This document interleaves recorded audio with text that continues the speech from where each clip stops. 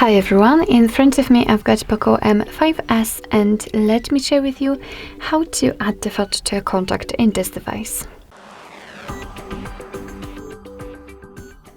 So first of all, let's open your contact list, for example using the dialer.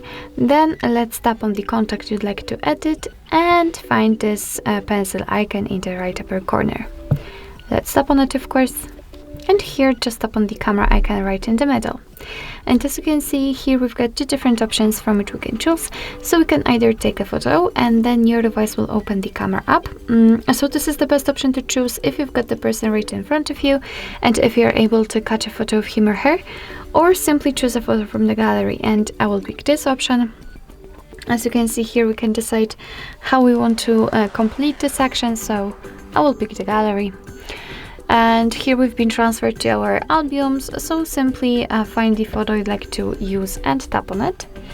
And here from this tab we can change the size and the position of this highlighted square. Of course we can make it smaller or bigger, and thanks to this we can decide what we will see after saving the whole contact, because basically this highlighted area is responsible for it.